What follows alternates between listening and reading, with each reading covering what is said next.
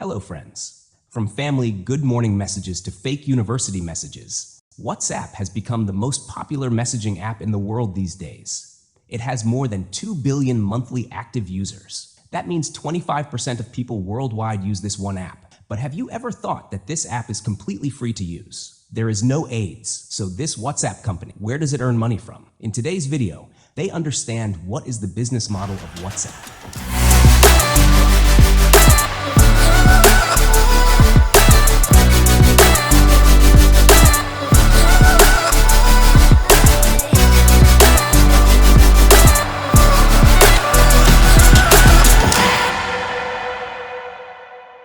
WhatsApp was started in the year 2009 by two people, Brian Acton and John Coombe. The two previously worked together at Yahoo for 9 years, and when they left Yahoo, they were applying for separate jobs. He applied on Facebook, but got rejected.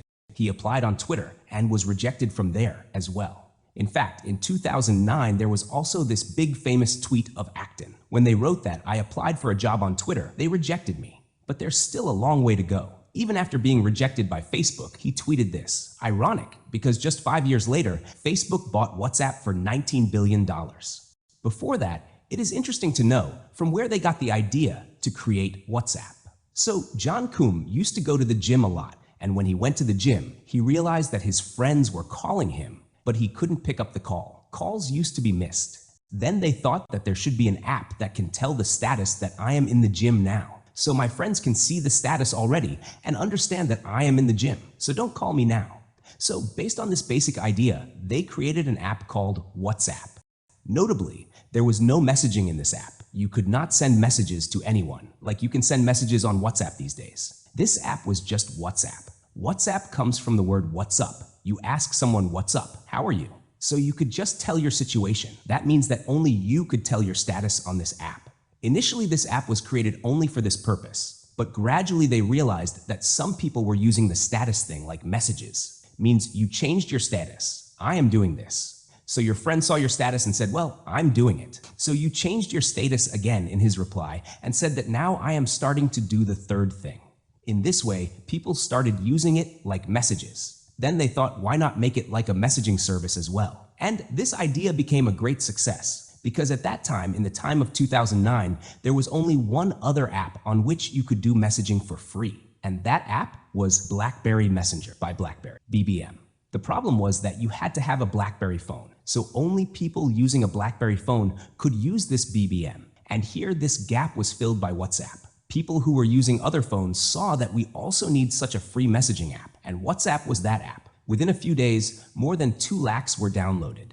WhatsApp started getting funding from investors. The popularity of WhatsApp started growing rapidly on its own without any marketing, did not give any ads. Because people like it, people tell their friends, and those friends tell their other friends. Organic growth is seen here. Because the thing is, you will remember that in the time of 2009, a lot of money was charged by these telephone companies. For sending a single SMS per minute of calling money was charged. It was very expensive. Here, WhatsApp was a clear-cut free option. So people started using this app. In the next 2 years, the app moved into the top 10 apps in the App Store. Now this thing was true for almost every country except America. What was in America? In 2009, most of the telephone companies that were giving them flat rates started giving SMS and free calling minutes. So there was no big incentive for people living in America to use WhatsApp. But today, the USA is one of the top performing markets for WhatsApp. Can you imagine it?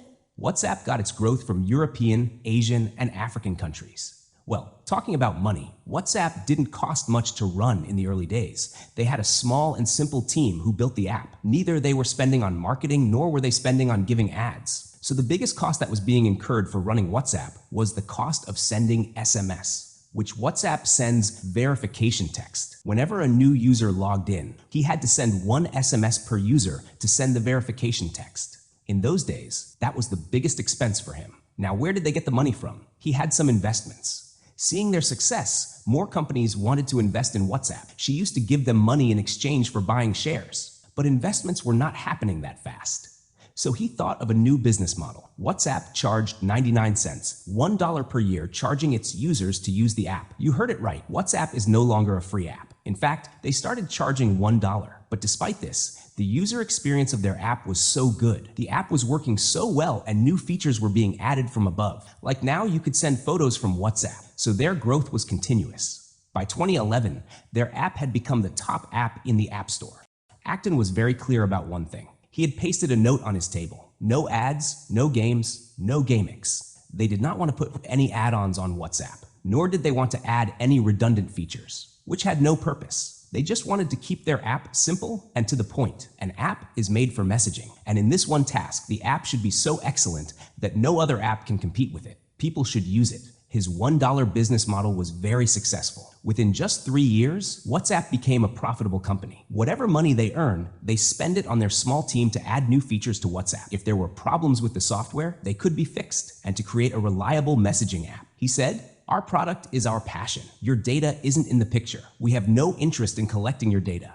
But then Facebook enters our story, from where this whole model started to fall apart.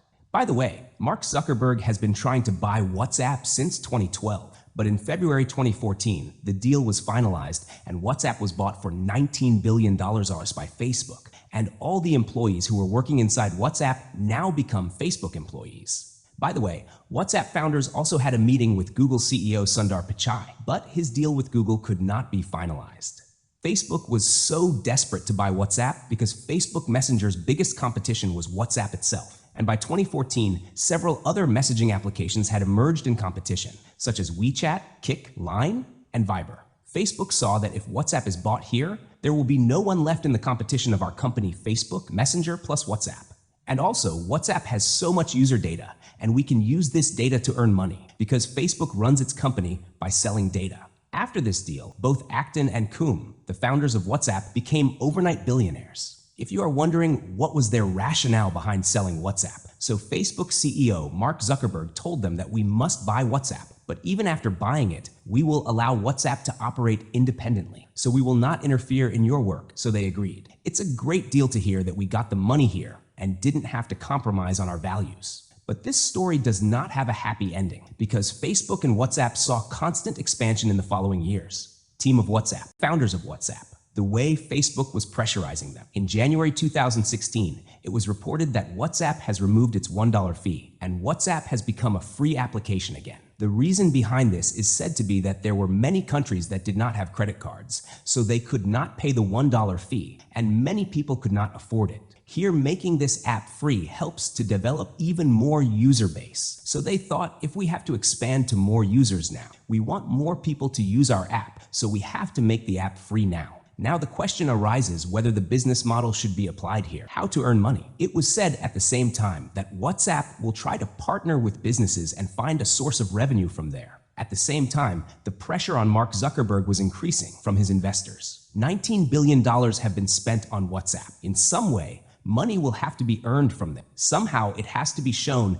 that it has been profitable for us to buy it. We have to quickly make WhatsApp profitable. You will have to earn more money from WhatsApp. Mark created reverse pressure on the founders of WhatsApp, and the founders of WhatsApp, tired finally in 2017, they put up their hands and said that now there is no more from us. Brian Acton resigned from his job in September 2017, and just a few months later, Jan Koum also left the WhatsApp company, saying that Facebook's views on data privacy and the kind of business model Facebook wants to impose on WhatsApp do not agree with this at all. They cannot tolerate it under any circumstances, and hence they are now leaving WhatsApp. And after 2018, you can tell friends that Mark Zuckerberg has got his full control over the WhatsApp company. What business model did Mark Zuckerberg come up with? In 2018, Facebook launched the WhatsApp Business app. Businesses can now create their business profiles in this app, and those who are verified businesses, they can link their websites and their Facebook page. From this business profile, Facebook has established a ready link here to its Facebook pages and WhatsApp page.